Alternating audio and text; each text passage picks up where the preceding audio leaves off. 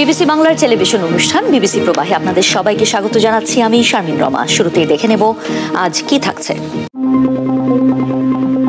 ফিলিস্তিনের গাজা উপত্যকায় ইসরায়েলের সামরিক অভিযান হয়েছে বলে মনে করেন দেশটির সাবেক প্রধানমন্ত্রী ও বিরোধী দলীয় নেতা ইয়াইর লাপিদ। গাজায় শীঘ্রই অভিযান বন্ধের জন্য ইসরায়েলের প্রধানমন্ত্রী বেনিয়ামিন নেতানিয়াহুকে আহ্বানও জানিয়েছেন তিনি। এমন খবর প্রকাশ করেছে বার্তা সংস্থা আনাদোলু। বৃহস্পতিবার সামাজিক যোগাযোগ মাধ্যম এক্সে এক পোস্টে লাপিদ বলেন, গাজায় আমরা যা করছি তা আর কাজ করছে না। এই যুদ্ধ একটি অচল অবস্থা তৈরি করেছে এবং এখন সময় এসেছে গাজায় সামরিক অভিযান থামানোর। যখন কোনো কৌশল ব্যর্থ হয় তখন তা পরিত্যাগ করতে হয়। 2023 সালের 7 অক্টোবর ইসরায়েলের ভূখণ্ডে ঢুকে অতর্কিত হামলা চালায় গাজা উপত্যকা নিয়ন্ত্রণকারী সশস্ত্র রাজনৈতিক গোষ্ঠী হামাসের যোদ্ধারা। এলোপাতাড়ি গুলি চালিয়ে 1200 জনকে হত্যার পাশাপাশি 251 জনকে জিম্মি করে নিয়ে যায়। হামাসের হামলার জবাব দিতে এবং জিম্মিদের মুক্ত করতে ওই দিন থেকেই গাজায় অভিযান শুরু করে ইসরায়েলের প্রতিরক্ষা বাহিনী IDF। সেই অভিযানে এ পর্যন্ত সরকারি হিসাব অনুযায়ী গাজায় নিহত হয়েছে 56,365 জন এবং আহত হয়েছেন 1,32,239 জন। 15 মাসেরও বেশি সময় ধরে টানা অভিযান চালানোর পর যুক্তরাষ্ট্র ও মধ্যস্থতাকারী অন্য দেশগুলোর চাপে বাধ্য হয়ে গত 19 জানুয়ারি গাজায় যুদ্ধবিরতি ঘোষণা করে ইসরায়েল। কিন্তু বিরতির 2 মাস শেষ হওয়ার আগেই গত 18 মাস থেকে ফের গাজায় অভিযান শুরু করে IDF। সেই সঙ্গে গাজায় খাবার ও অন্যান্য ত্রাণ সামগ্রী প্রবেশেও বাধা দেয়া হচ্ছে, ফলে ভয়াবহ মানবিক বিপর্যয় শুরু হয়েছে। যে 51 জন জিম্মিকে হামাসের যোদ্ধারা ধরে নিয়ে গিয়েছিল তাদের মধ্যে অন্তত 35 জন এখনও জীবিত আছে বলে ধারণা করা হচ্ছে। সামরিক অভিযানের মাধ্যমে তাদের উদ্ধার করার ঘোষণা দিয়েছে IDF। জাতিসংঘ ও আন্তর্জাতিক সম্প্রদায় এ পর্যন্ত বেশ কয়েকবার গাজায় সামরিক অভিযান বন্ধের জন্য ইসরায়েলের প্রধানমন্ত্রী বেনিয়ামিন নেতানিয়াহুকে আহ্বান জানিয়েছে। ইতোমধ্যে জাতিসংঘের আদালত নামে পরিচিত ইন্টারন্যাশনাল কোর্ট অব জাস্টিসে ইসরায়েলের বিরুদ্ধে গণহত্যার মামলাও দায়ের করা হয়েছে। এই যুদ্ধের শুরু থেকেই মধ্যস্থতার ভূমিকায় আছে যুক্তরাষ্ট্র, মিশর ও কাতার। কয়েক মাস আগে তেল আবিব এবং হামাস উভয় পক্ষকে যুদ্ধবিরতি সংক্রান্ত একটি প্রস্তাব দিয়েছিল মধ্যস্থতাকারীরা, কিন্তু কোনো পক্ষই এ পর্যন্ত এই ইস্যুতে ইতিবাচক সাড়া দেয়নি।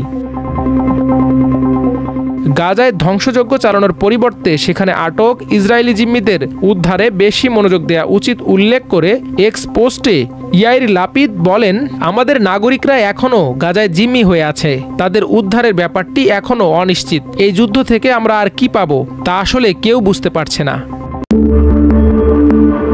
ইরানের পারমাণবিক স্থাপনায় হামলায় যুক্তরাষ্ট্রের কোনো অর্জন নেই। যুদ্ধবিরতি ঘোষণার পর প্রথম প্রকাশ্য ভাষণে এই মন্তব্য করেন ইরানের সর্বোচ্চ ধর্মীয় নেতা আয়াতুল্লাহ আলী খামেনি। তিনি বলেন, যুক্তরাষ্ট্রের হামলায় ইরানের পারমাণবিক কর্মসূচিতে গুরুত্বপূর্ণ কোনো ব্যাঘাত ঘটেনি, তবে এর প্রতিশোধ হিসেবে পাল্টা হামলায় কাতারের মার্কিন ঘাঁটিতে ব্যাপক ক্ষতি হয়েছে। যদিও ইরানের 3টি পারমাণবিক স্থাপনায় বিমান হামলার পর থেকেই সেগুলো পুরোপুরি ধ্বংস হয়েছে বলে দাবি করে আসছিলেন মার্কিন প্রেসিডেন্ট ডোনাল্ড ট্রাম্প। তিনি বলেছিলেন, ইরানের 3টি গুরুত্বপূর্ণ পারমাণবিক স্থাপনায় চালানো হামলায় সেগুলো সম্পূর্ণ ধ্বংস হয়েছে। মার্কিন প্রতিরক্ষামন্ত্রী পিট হেগসেথ বলেছেন, যুক্তরাষ্ট্র ও ইসরায়েলের গোয়েন্দা তথ্য অনুযায়ী মার্কিন হামলায় ইরানের পারমাণবিক কর্মসূচির গুরুতর ক্ষতি হয়েছে, ফলে তেহরানের পারমাণবিক কর্মসূচি কয়েক বছরের জন্য পিছিয়ে যাবে। যদিও মার্কিন গোয়েন্দা সংস্থার ফাঁস হওয়া একটি প্রতিবেদনে বলা হয়েছে, হামলায় ইরানের পারমাণবিক কর্মসূচির বড় ক্ষতি হয়নি, তাদের পারমাণবিক কর্মসূচি কয়েক মাসের জন্য পিছিয়েছে কেবল। যদিও এমন তথ্য সামনে আসার পর একে ভুয়া প্রতিবেদন বলে দাবি করেছেন ট্রাম্প। ফাঁস হওয়া প্রতিবেদনে বলা হয়েছে, মার্কিন বিমান হামলার আগেই ফোর্দো থেকে ইউরেনিয়াম সরিয়ে নেওয়া হয়েছে। এ বিষয়ে প্রশ্ন করা হলে মার্কিন প্রতিরক্ষামন্ত্রী সাংবাদিকদের জানান, ইরানের ফোর্দো পারমাণবিক স্থাপনা থেকে ইউরেনিয়াম সরিয়ে নেওয়ার কোনো গোয়েন্দা তথ্য মার্কিন বাহিনীর কাছে নেই। যুক্তরাষ্ট্র সেখানে বাংকার ব্লাস্টার বোমা দিয়ে হামলা চালিয়েছে।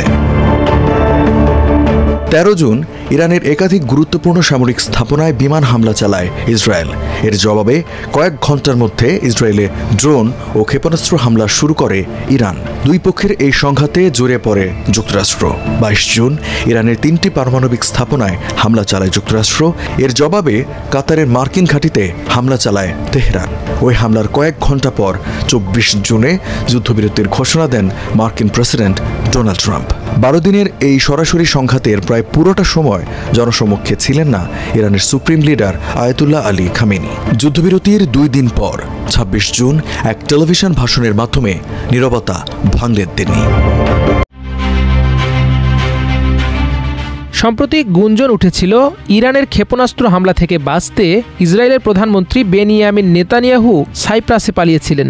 সে হিসেবে সাইপ্রাসের সঙ্গে ইসরায়েলের সম্পর্ক বেশ উষ্ণ। সাইপ্রাস ইহুদিদের রক্ষায় গুরুত্বপূর্ণ ভূমিকা রেখে আসছে দ্বিতীয় বিশ্বযুদ্ধ থেকেই। ইরান ইসরায়েল যুদ্ধের সময় হাজার হাজার ইহুদি সাইপ্রাসে আশ্রয় নিয়েছিল। গত কয়েকদিনে 15,000-এরও বেশি ইসরায়েলি সাইপ্রাসে জমি কিনেছেন। তারা সেখানে একটি স্বাধীন শহর গড়ে তোলার পরিকল্পনা করছেন। ইউরোপীয় ইউনিয়নভুক্ত দেশ হিসেবে সাইপ্রাসে ইউরোপীয় নাগরিকদের জমি কেনায় তেমন কোনো বাধা না থাকলেও বাইরের দেশের নাগরিকদের ক্ষেত্রে রয়েছে বিশেষ নিয়ম। সম্প্রতি ইসরায়েলি নাগরিকদের রিয়েল এস্টেট খাতে ক্রমবর্ধমান বিনিয়োগ এবং জমি কেনার প্রবণতা সাইপ্রাসে নতুন করে উদ্বেগ সৃষ্টি করেছে।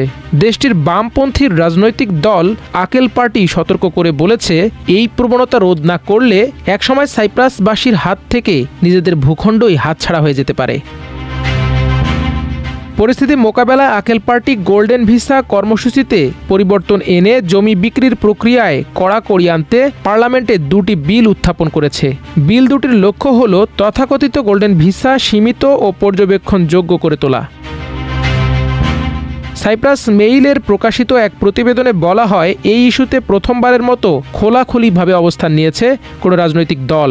আকেল পার্টির নেতা স্তেফানো দেশটির সরকারি সম্প্রচার মাধ্যম CYBC-কে বলেন, সাইপ্রাস একটি ছোট দেশ এবং অস্থিতিশীল অঞ্চলের মধ্যে অবস্থিত, তাই জমির মালিকানা নিয়ে আমাদের সজাগ থাকা জরুরি। সরকারেরও এ বিষয়ে এগিয়ে আসা উচিত। ইসরায়েলিরা যেসব সম্পত্তি কিনছে সেগুলো মূলত সাইপ্রাস প্রজাতন্ত্রের গুরুত্বপূর্ণ অবকাঠামোর আশেপাশে সংবেদনশীল ভৌগোলিক অবস্থানে অবস্থিত।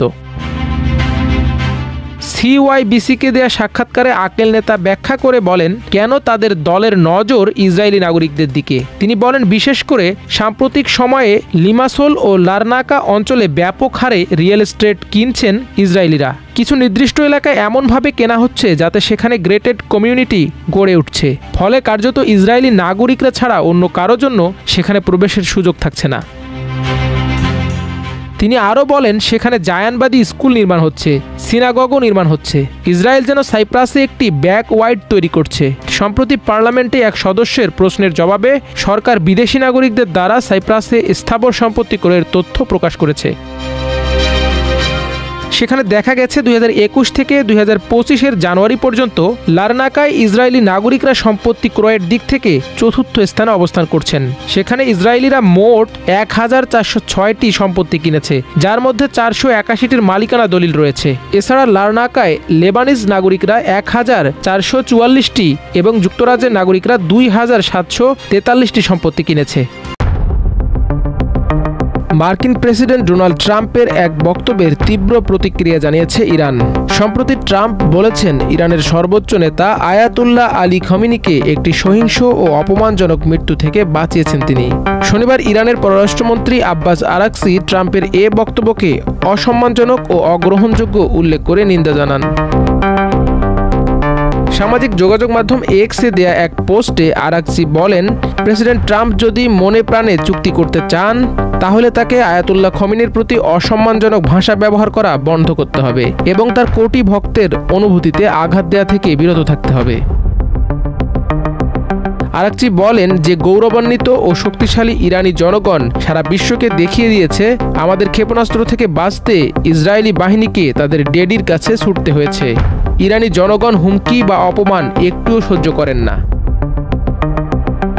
গত সপ্তাহে যুক্তরাষ্ট্র 3টি ইরানি পারমাণবিক স্থাপনায় হামলা চালায়, তবে এ হামলা কতটা কার্যকর হয়েছে তা নিয়ে মতভেদ রয়েছে।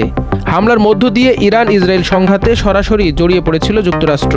13 জুন ইসরায়েল ও ইরানের মধ্যে শুরু হওয়া ওই সংঘাত 12 দিন স্থায়ী হওয়ার পর দুই দেশের মধ্যে যুদ্ধবিরতি হয়। শুক্রবার ট্রাম্প তার নিজ সামাজিক যোগাযোগ মাধ্যম ট্রুথ সোশ্যালে দেয়া পোস্টে দাবি করেন তিনি খোমেনিকে হত্যার হাত থেকে বাঁচিয়েছেন। তিনি লিখেছেন, আমি ঠিক জানতাম খোমেনি কোথায় আশ্রয় নিয়েছেন। আমি ইসরায়েলকে ও যুক্তরাষ্ট্রের সবচেয়ে শক্তিশালী সশস্ত্র বাহিনীকে তার জীবন শেষ করতে দেইনি। তিনি আরও বলেন, আমি তাকে এক সহিংস ও অপমানজনক মৃত্যুর হাত থেকে বাঁচিয়েছি। তার আমাকে ধন্যবাদ প্রেসিডেন্ট ট্রাম্প বলা লাগবে না। ট্রাম্প আরও জানান, খোমেনির ঘৃণা ও বিদ্বেষপূর্ণ বক্তব্যের পর তিনি ইরানের ওপর থেকে নিষেধাজ্ঞা তুলে নেয়ার চিন্তাভাবনা বাতিল করেছেন। এর ফলে দেশটির অর্থনৈতিক পুনরুদ্ধার আরও কঠিন হবে বলেই ধারণা করা হচ্ছে। হোয়াইট হাউসে আয়োজিত এক সংবাদ সম্মেলনে ট্রাম্প বলেন, যদি ইরানের পরমাণু কর্মসূচি থামানো না যায় তাহলে তিনি নতুন করে হামলার ব্যাপারে সন্দেহাতীতভাবে আগ্রহী। তিনি আন্তর্জাতিক পরমাণু সংস্থা IAEA বা সমতুল্য কোনো সংস্থাকে ইরানি স্থাপনাগুলো পরিদর্শনের সুযোগ দেওয়ার কথাও বলেন। অন্যদিকে ইরানের পার্লামেন্ট একটি বিল পাশ করে IAEA এর সঙ্গে সহযোগিতা স্থগিত করার সিদ্ধান্ত নিয়েছে, যা হামলার সরাসরি প্রতিক্রিয়া বলে বিশ্লেষকদের ধারণা। ইরানের পররাষ্ট্রমন্ত্রী আব্বাস আরাকচি বলেন, IAEA এর মহাপরিচালক গ্রোসি পরিদর্শনের যে অনুরোধ জানাচ্ছেন তা অর্থহীন এবং হয়তো ষড়যন্ত্রমূলক। তিনি স্পষ্ট করেন, ইরান নিজস্ব সার্বভৌমত্ব রক্ষায় প্রয়োজনীয় পদক্ষেপ নেবে। এদিকে চলমান ইস্যুতে ইরানের সঙ্গে আলোচনায় বসতে চায় যুক্তরাষ্ট্র। তবে ইরান বলছে তারা যুক্তরাষ্ট্রের সঙ্গে আবারও পরমাণু আলোচনা শুরু করার বিষয়ে কোনো পরিকল্পনা করেনি। এর আগে ট্রাম্প দাবি করেছিলেন আগামী সপ্তাহেই আলোচনা শুরু হবে। মার্কিন প্রেসিডেন্ট ডোনাল্ড ট্রাম্প নতুন করে গাজায় যুদ্ধবিরতির ব্যাপারে আশাবাদ ব্যক্ত করেছেন। তিনি বলেছেন, আগামী সপ্তাহের মধ্যে গাজায় যুদ্ধবিরতি কার্যকর হতে পারে। গাজায় ইসরায়েলি সমর্থিত খাদ্য বিতরণ কেন্দ্রে বেসামরিক নাগরিকদের মৃত্যুর ঘটনায় সমালোচনার মুখে পড়েন তিনি। ওয়াশিংটন থেকে বার্তা সংস্থা AP খবর জানায়, ফিলিস্তিনের সংঘর্ষে লিপ্ত ইসরায়েল ও হামাসকে যুদ্ধবিরতিতে রাজি করতে চেষ্টা করে যাওয়া কয়েকজনের সঙ্গে কথা হয়েছে জানিয়ে মার্কিন প্রেসিডেন্ট বলেন, যুদ্ধবিরতি খুব শিগগিরই হবে বলে মনে হচ্ছে। হোয়াইট হাউসের ওভাল অফিসে কঙ্গো রুয়ান্ডা চুক্তি উদযাপনের এক অনুষ্ঠানে তিনি সাংবাদিকদের কথা বলেন।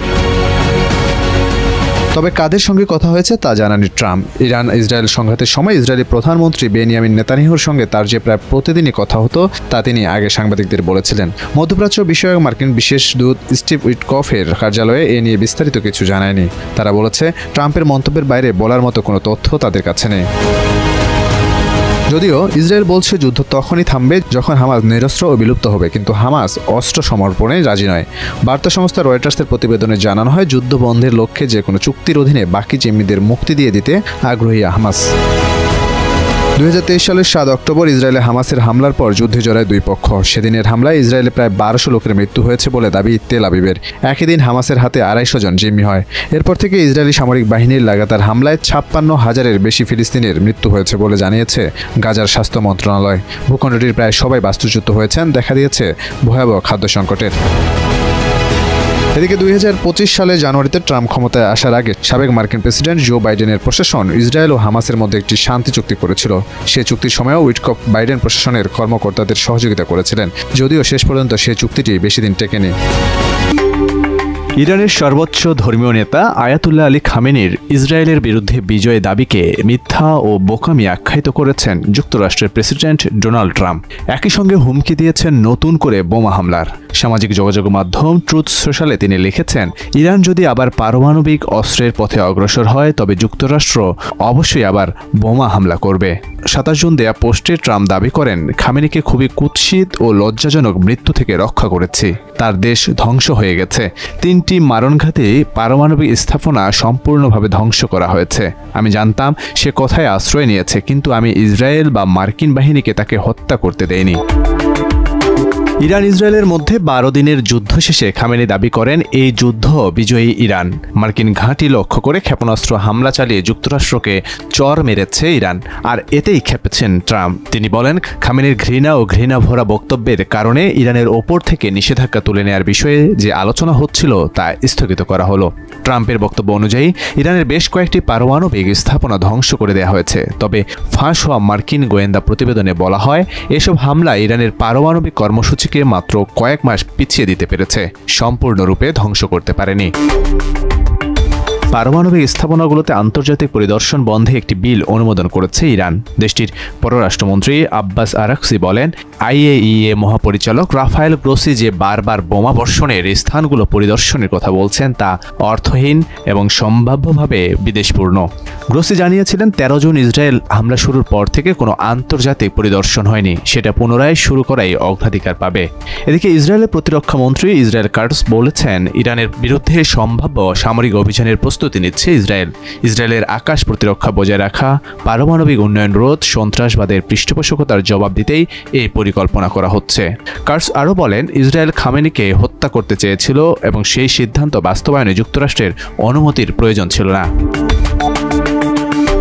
ইরানের সঙ্গে সাম্প্রতিক সংঘাতের পর যুক্তরাষ্ট্র ও ইসরায়েল দুই দেশই তাদের কড়া অবস্থান ধরে রেখেছে। ট্রাম্প আবারও হুমকি দিয়েছিলেন বোমা হামলার, আর ইরান পাল্টা প্রতিক্রিয়ায় আন্তর্জাতিক পরিদর্শন বন্ধ করেছে। এতে পারমাণবিক উত্তেজনা আবারও নতুন করে মাথাচাড়া দিয়ে উঠেছে। 3 বিঘা করিডোর চুক্তির শর্ত ভঙ্গ করেছে ভারত। মুক্ত জীবনে ফিরে এলেও দুঃখ ঘোচেনি দহগ্রামবাসীর। আর এ কারণে দেশের বহুল আলোচিত ছিটমহল দহগ্রাম আঙ্গরপোতার 22,000 মানুষের চলাচলে সীমাহীন দুর্ভোগের শিকার হতে হচ্ছে। একমাত্র পথ 3 বিঘা করিডোর ভারতের পশ্চিমবঙ্গের কোচবিহার জেলার মেঘলিগঞ্জ মহকুমা ও দেশের লালমনিরহাটের পাটগ্রাম উপজেলায় অবস্থিত। এটি বাংলাদেশ ভারত সীমান্তবর্তী স্বতন্ত্র ভূমি, যা ভারতের মালিকানাধীন। 2011 সালের সেপ্টেম্বরে বাংলাদেশের দহগ্রাম আঙ্গরপোতা ছিটমহলে যাতায়াতের সুবিধার্থে এটি বাংলাদেশকে ইজারা দেয় ভারত। এই সরু রাস্তা দিয়ে দুই দেশের নাগরিকরা চলাচল করে। এছাড়াও রাস্তার মাঝে দায়িত্ব পালন করেন ভারতীয় সীমান্তরক্ষী বাহিনী BSF ও বর্ডার গার্ড বাংলাদেশ BGB সদস্যরা। তবে 1974 সালের মুজিব ইন্দিরা চুক্তির অন্যতম শর্ত ছিল দক্ষিণ বেরুবাড়ি ভারতের কাছে হস্তান্তরের বিনিময়ে বাংলাদেশের দহগ্রাম আঙ্গরপোতা ছিটমহলের দৈর্ঘ্যে 178 মিটার ও প্রস্থে 85 মিটার ভূমি স্থায়ী ইজারা সহ বাংলাদেশের ভূখণ্ডের সঙ্গে একীভূত হবে এবং ওই ভূখণ্ডটুকু বাংলাদেশের অধীনেই থাকবে। অথচ সাবেক ছিটমহলবাসীরা ব্যবহার করার সুযোগ পাচ্ছে মাত্র 9 মিটার একটি সরু রাস্তা। তৎকালীন বাংলাদেশ সরকার আন্তর্জাতিক চুক্তির প্রতি যথাযথ সম্মান দেখিয়ে তাৎক্ষণিকভাবে সংসদে বিল পাশ করে 2 বর্গমাইলের বেরুবাড়ি ভারতের কাছে হস্তান্তর করে। কিন্তু বিনিময়ের শর্ত অনুযায়ী 3 বিঘা করিডোর আজও পায়নি বাংলাদেশ। আন্তর্জাতিক চুক্তির সব শর্তকে ভারত বৃদ্ধাঙ্গুলি প্রদর্শন করে এখনও তাদের দখলে রেখেছে 3 বিঘা করিডোর। 3 বিঘা করিডোর বাংলাদেশের কাছে হস্তান্তর করতে ভারতের সংবিধান সংশোধনের প্রয়োজন ছিল, যা আজও করেনি দেশটি।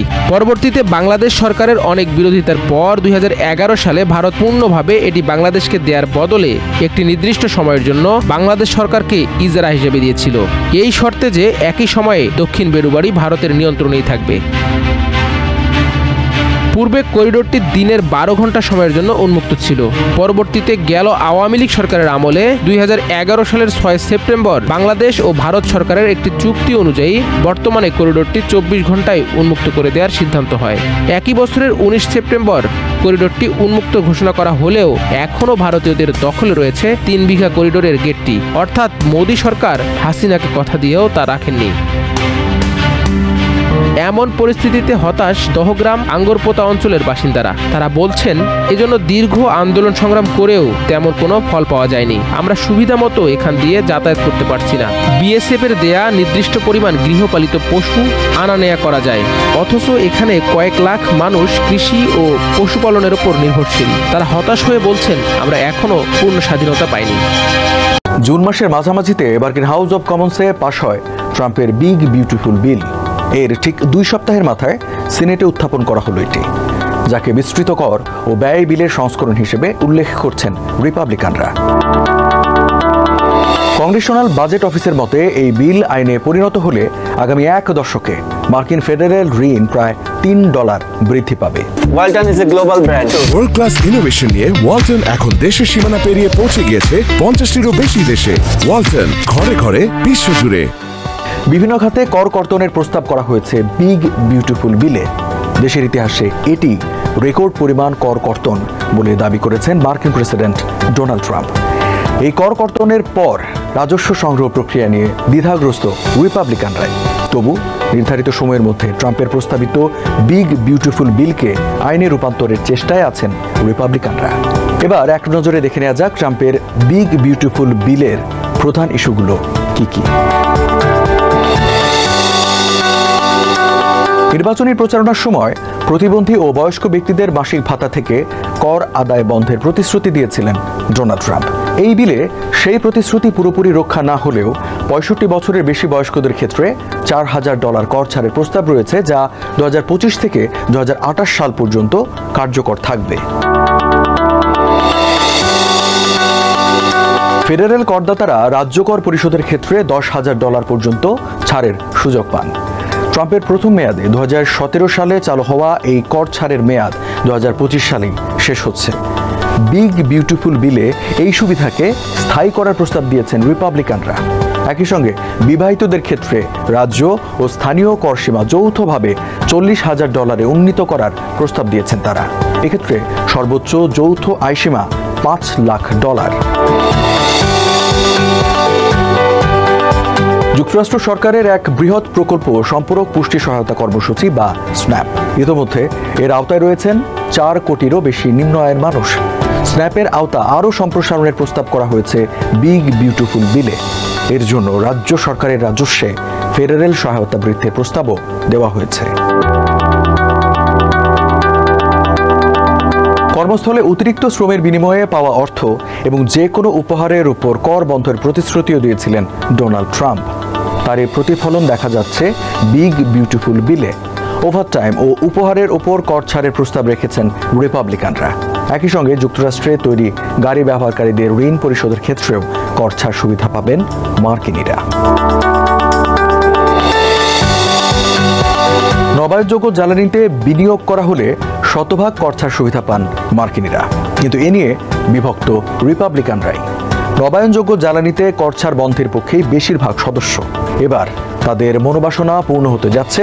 2026 সালে নবায়নযোগ্য জ্বালানিতে কর ছাড় 60% নামানোর প্রস্তাব করা হয়েছে বিগ বিউটিফুল বিলে। পরের বছর 20% করার রূপরেখাও দেওয়া হয়েছে। 2028 সালে নবায়নযোগ্য জ্বালানিতে কর ছাড় 0 করার পরিকল্পনা রিপাবলিকানদের। স্বল্প আয়ের মানুষদের স্বাস্থ্যসেবা নিশ্চিতে মার্কিন প্রশাসনের এক অনন্য উদ্যোগ মেডিকেড, যা মূলত ফেডারেল ও রাজ্য সরকারের যৌথ অর্থায়নে পরিচালিত স্বাস্থ্য বীমা। এই মেডিকেড প্রোগ্রামে বেশ কিছু পরিবর্তনের প্রস্তাব রাখা হয়েছে রিপাবলিকানদের বিগ বিউটিফুল বিলে। তবে এই সুবিধা পেতে দেওয়া হয়েছে কিছু শর্ত, যার মধ্যে অন্যতম প্রাপ্তবয়স্কদের জন্য কাজের বাধ্যবাধকতা। মেডিকেল স্বাস্থ্য বীমার জন্য যোগ্য হতে অবশ্যই মাসে 80 ঘন্টা কাজ করতে হবে মার্কিনীদের। 6 মাস পর পর তালিকা পুনর্নবায়নের প্রস্তাবও রাখা হয়েছে। একই সঙ্গে সুবিধাভোগীদের অন্যান্য উৎস থেকে আয়ের তথ্য দিতে হবে। যত দ্রুত সম্ভব বিগ বিউটিফুল বিলে সিনেটের অনুমোদন পেতে চান রিপাবলিকানরা। জুলাই মাসের শুরুতেই একে আইন হিসেবে কার্যকরের লক্ষ্য তাদের। কিছু পরিবর্তনের বিষয়ে দ্বিমত থাকলেও এই বিল সিনেটে পাশ হওয়ার সম্ভাবনা দেখছেন বিশ্লেষকরা। তাদের মতে এটি আইনে পরিণত হওয়ার সবচেয়ে বড় কারণ ট্রাম্পের সমর্থন। সামাজিক যোগাযোগ মাধ্যমে ট্রাম্প লিখেছেন, মার্কিন সিনেটে আমাদের বন্ধুদের কাজের সময় এসেছে। যত দ্রুত সম্ভব এই বিল আমার ডেস্কে পাঠানো উচিত। 1956 সালের এক শীতকাল দ্য টাইমসের সংবাদদাতা ডেভিড হোল্ডেন বাহরাইন দ্বীপে এসে নামেন। তখন বাহরাইন ছিল একটি ব্রিটিশ প্রোটেক্টরেট। প্রোটেক্টরেট ব্যবস্থা বলতে বোঝানো হচ্ছে অভ্যন্তরীণ বিষয়ে স্বাধীনতা থাকলেও বহির্দেশীয় সম্পর্ক এবং শত্রুর আক্রমণ থেকে রক্ষা করার জন্য শক্তিশালী যুক্তরাজ্যের উপরেই নির্ভর করতে হতো মধ্যপ্রাচ্যের এই দ্বীপটিকে। মিস্টার হোল্ডেন একসময় ভূগোলের শিক্ষক ছিলেন। এই আরব দেশটিতে চাকরি নিয়ে আসেন তিনি। তবে ভারত সম্রাজ্ঞী রানী ভিক্টোরিয়ার সম্মানে আয়োজিত এক দরবারে অংশ নিতে পারবেন এতটাও আশা করেননি তিনি।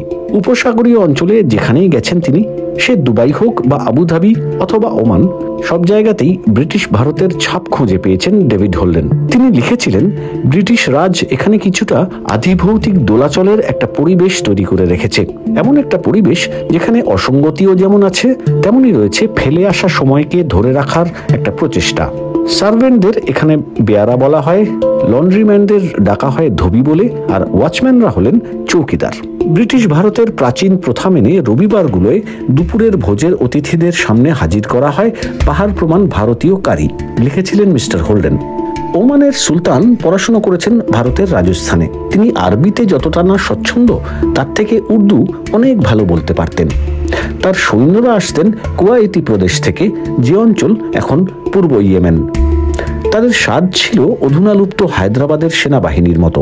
এখন হয়তো অনেকেই ভুলে গেছেন যে বিংশ শতাব্দীর গোড়ার দিকে আরব উপদ্বীপের 1/3 ব্রিটিশ ভারত সাম্রাজ্যের শাসনাধীন ছিল। অ্যাডেন থেকে কুয়েত পর্যন্ত ছিল একের পর এক প্রোটেক্টরেট। সবগুলোই ছিল দিল্লির শাসনাধীন। তদারকি করতেন ইন্ডিয়ান পলিটিক্যাল সার্ভিসের অফিসারেরা, আইন শৃঙ্খলার দায়িত্বে ছিল ভারতীয় বাহিনী, আর জবাবদিহি করতে হতো ভারতের বড়লাটের কাছে। ইন্টারপ্রিটেশন অ্যাক্ট 1889 অনুযায়ী এইসব প্রোটেক্টরেট আইনতই ভারতের অংশ বলে ধরা হতো। জয়পুরের মতো আধা স্বাধীন ভারতীয় দেশীয় রাজ্যগুলির যে বর্ণানুক্রমিক তালিকা ছিল, তার প্রথম নামটিই ছিল আবুধাবির। লর্ড কার্জন যখন বড়লাট ছিলেন, সেই সময় তো তিনি উপদেশ দিয়েছিলেন কেলাত প্রদেশ, যেটি বর্তমানের বালুচিস্তান বা লুজ বেলার মতো ওমানকেও ভারতীয় সাম্রাজ্যের একটি দেশীয় প্রদেশ হিসেবে গণ্য করা হোক। পশ্চিম দিকে বর্তমানের ইয়েমেনের অ্যাডেন পর্যন্ত ভারতীয় পাসপোর্ট দেওয়া হতো। অ্যাডেনই তখন ছিল ভারতের পশ্চিম প্রান্তের শেষ বন্দর। বোম্বে প্রদেশের অধীন ছিল এই বন্দর শহরটি। মোহনদাস করমচাঁদ গান্ধী যখন ওই শহরে গিয়েছিলেন 1931 সালে, সেখানে অনেক তরুণ আরব নিজেদের ভারতীয় জাতীয়তাবাদী হিসেবে পরিচয় দিতেন। যুক্তরাজ্য বা ভারতের জনসাধারণের মধ্যে খুব কম মানুষই অবশ্য তখন জানতেন যে ব্রিটিশ সাম্রাজ্য আরব অঞ্চলেও বিস্তার ঘটিয়েছে। ভারতীয় সাম্রাজ্যের সম্পূর্ণ মানচিত্র খুবই গোপনে প্রকাশ করা হতো। প্রথমের দিকে তুরস্ক আর পরে সৌদি আরব যেন কোনো রকম ইন্ধন না পেয়ে যায়, সেজন্য আরব এলাকাগুলোর ব্যাপারে কোনো নথি জনসমক্ষে আনা হতো না। তবে 1920 নাগাদ রাজনীতি বদলাতে থাকে।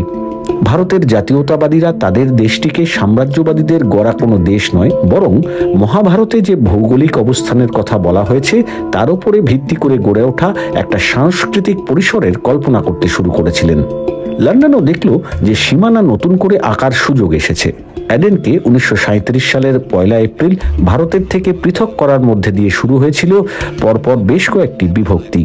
রাজা ষষ্ঠ জর্জের একটা টেলিগ্রাম জোর গলায় পড়ে শোনানো হয়েছিল। সেখানে লেখা ছিল, প্রায় 100 বছর ধরে ব্রিটিশ ভারতের প্রশাসনের অবিচ্ছেদ্য অঙ্গ ছিল অ্যাডেন।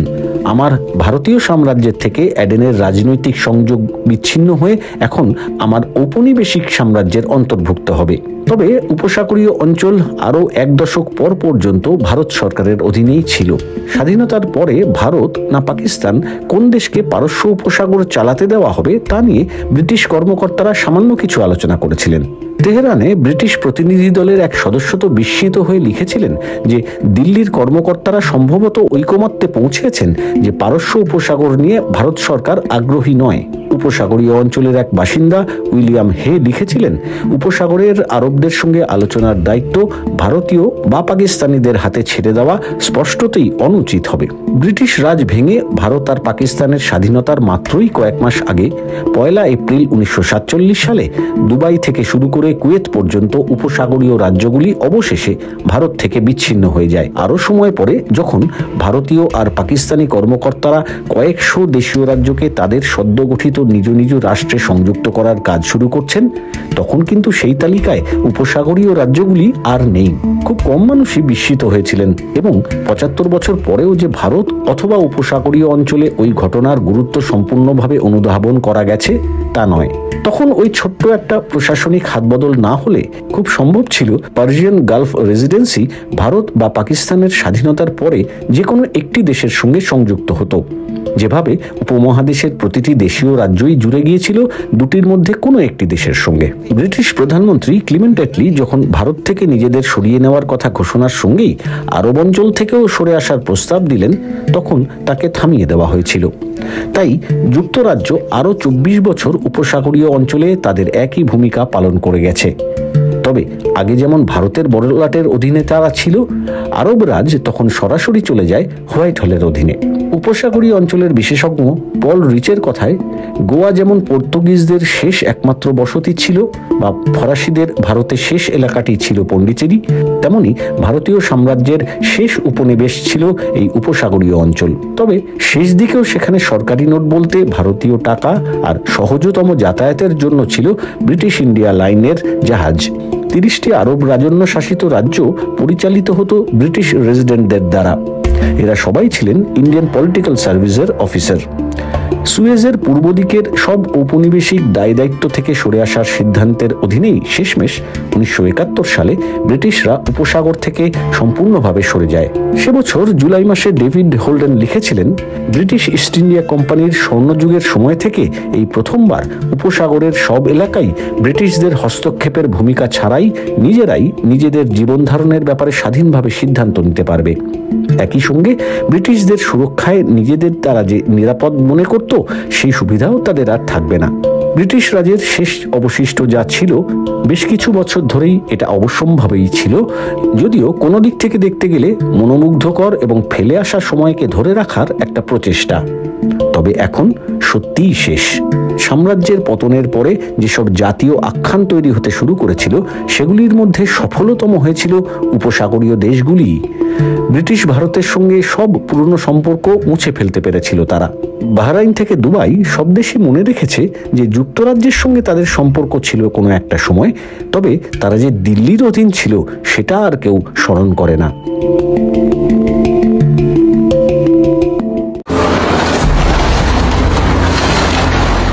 ঢাকার খিলক্ষেতে একটি পূজা মণ্ডপ ভাঙা ও উচ্ছেদের কিছু ছবি ও ভিডিও সামাজিক মাধ্যমে ছড়িয়ে পড়ার পর সম্প্রতি ব্যাপক আলোচনা ও সমালোচনা তৈরি হয়েছে। বৃহস্পতিবার থেকে সোশ্যাল মিডিয়ায় ছড়িয়ে পড়া সেসব ছবি ও ভিডিওতে দেখা যায় পুলিশ ও রেল পুলিশ সদস্যদের সহায়তায় এক্সকাভেটর দিয়ে ভাঙা হচ্ছে মন্দিরের স্থাপনা। কয়েকটি ছবিতে দেখা যায় মন্দিরের ভেতরে থাকা দেবদেবীর মূর্তি রেল লাইনের পাশে ফেলে রাখা হয়েছে। মণ্ডপ উচ্ছেদের এই ঘটনা ঘিরে পাল্টাপাল্টি বিবৃতি দিয়েছে বাংলাদেশ ও ভারতের পররাষ্ট্র মন্ত্রণালয়। বাংলাদেশের অন্তর্বর্তীকালীন সরকার বলছে যথাযথ নিয়ম মেনেই উচ্ছেদ অভিযানটি পরিচালনা করা হয়েছে। গত বছর সেপ্টেম্বরে দুর্গাপূজার আগে পূজা আয়োজনের জন্য একটি অস্থায়ী মণ্ডপ তৈরি করা হয় খিলক্ষেতের রেললাইন ঘেঁষা রেলওয়ের জমিতে। পূজার আয়োজকেরা সেটিকে অস্থায়ী মন্দির হিসেবে বিবেচনা করে ধর্মীয় কার্যক্রমও চালিয়ে আসছিলেন। রেলওয়ে কর্তৃপক্ষের অনুমতি নিয়েই সে সময় অস্থায়ী মণ্ডপটি তৈরি করা হয় বলে জানা যাচ্ছে। মঙ্গলবার 24শে জুন রাতে স্থানীয় জনতা পরিচয়ে কয়েকশো মানুষ মন্দিরটি সরিয়ে নিতে বিক্ষোভ করেন এবং পরদিন দুপুরের মধ্যে মন্দির সরিয়ে নেওয়ার আলটিমেটাম দেন। পরে 26শে জুন রেলওয়ে কর্মকর্তা সহ বিপুল সংখ্যক আইন শৃঙ্খলা রক্ষাকারী বাহিনীর সদস্য বুলডোজার দিয়ে স্থাপনাটি উচ্ছেদ করে। একই সাথে উচ্ছেদ করা হয় ওই এলাকায় রেল লাইনের পাশ দিয়ে গড়ে ওঠা অনেক অবৈধ স্থাপনাও। ওই অস্থায়ী পূজা মণ্ডপটিতে গত বছর প্রথমবার পূজা আয়োজিত হয়। পূজা উদযাপন কমিটির সদস্যদের অভিযোগ, কোনো আগাম নোটিশ না দিয়েই মণ্ডপটি উচ্ছেদ করা হয়েছে। তারা বলছেন, আগাম নোটিশ না দিয়ে মণ্ডপ ভাঙায় মন্দিরের ঠাকুরের প্রতিমার অসম্মান করা হয়েছে।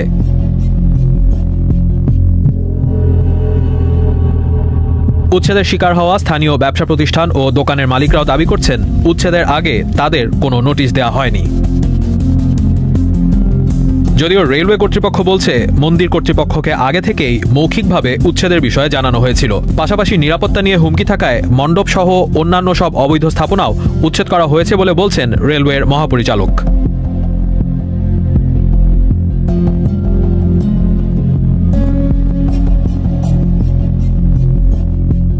মণ্ডপ উচ্ছেদের এই ঘটনায় ক্ষোভ জানিয়েছে পূজা উদযাপন পরিষদ ও হিন্দু বৌদ্ধ খ্রিস্টান ঐক্য পরিষদ। উদ্বেগ জানিয়ে বক্তব্য দিয়েছে ভারতের পররাষ্ট্র মন্ত্রণালয়ও। এই ঘটনা নিয়ে আলোচনা সমালোচনার প্রেক্ষাপটে সরকারের অবস্থান গণমাধ্যমের সামনে তুলে ধরেন বাংলাদেশের অন্তর্বর্তী সরকারের রেলপথ মন্ত্রণালয়ের উপদেষ্টা মোহাম্মদ ফাওয়াজুল কবির খান। লিখিত এক বক্তব্যে তিনি জানান, খিলক্ষেত এলাকার রেলের জমিতে অস্থায়ী মণ্ডপ সরিয়ে নেওয়ার বিষয়টি নিয়ে বিভিন্ন মাধ্যমে বিভ্রান্তি ছড়ানোর চেষ্টা চলছে। বিবৃতিতে তিনি উল্লেখ করেন, আয়োজকরা পূজা শেষে মণ্ডপ সরিয়ে নেওয়ার প্রতিশ্রুতি দিলেও পরবর্তীতে মণ্ডপটি সরায়নি, বরং সেখানে স্থায়ী মন্দির তৈরি করার উদ্যোগ নেন।